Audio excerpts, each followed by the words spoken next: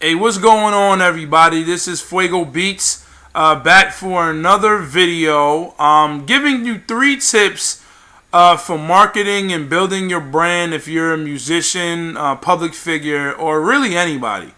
First one I have is dedicated to the musicians out there, and it's stay away from the Reverb Nation, SoundCloud, and other free uploading sites as your main source of connecting with you. When I say that, I mean Reverb Nation and SoundCloud is fantastic when you're talking about networking with people and giving people the opportunity to check out a video or some music from you.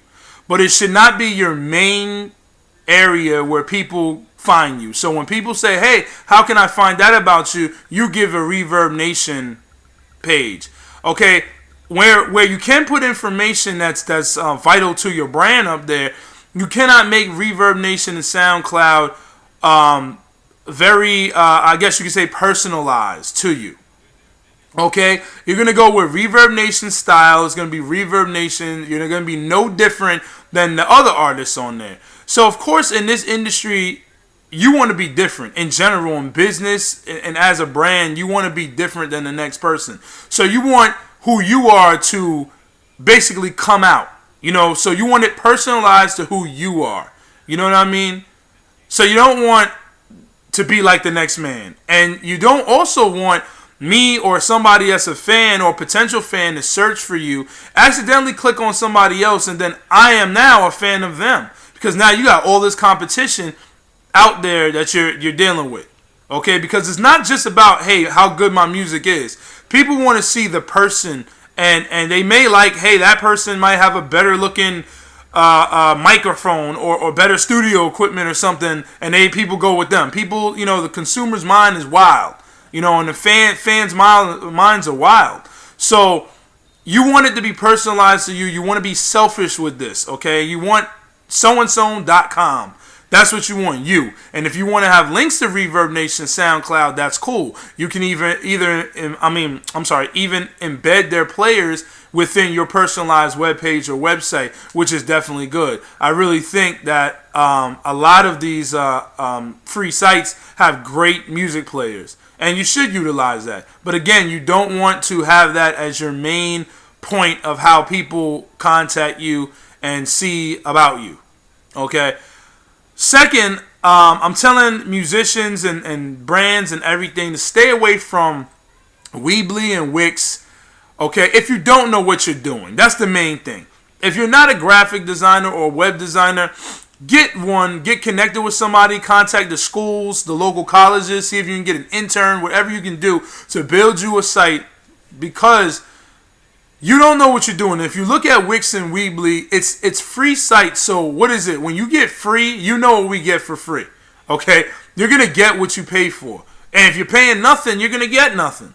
And that's point blank. I mean, I had to tell myself that because I went down that road. I tried to have the free ones and everything like that. And you're limited to what they can do, especially if you're not a HTML coder or you're not a web designer or anything like that. You're going to be limited to what you can do. Okay? So you want to have, a personalized website. Wix and Weebly is not the greatest when you're talking about search engine optimization. You want to have this. All that is important on building your brand because you want people to be able to search you by just, hey, if you're an indie artist. So indie musicians in Washington, D.C., in the area I'm in. And you want your name to come up there on the first couple pages, if not the top on the first page. You want that to happen. Okay? It's a constant work. It's a bunch of stuff that you're not able to do when you have Weebly and Wix, especially if you do not know what you're doing.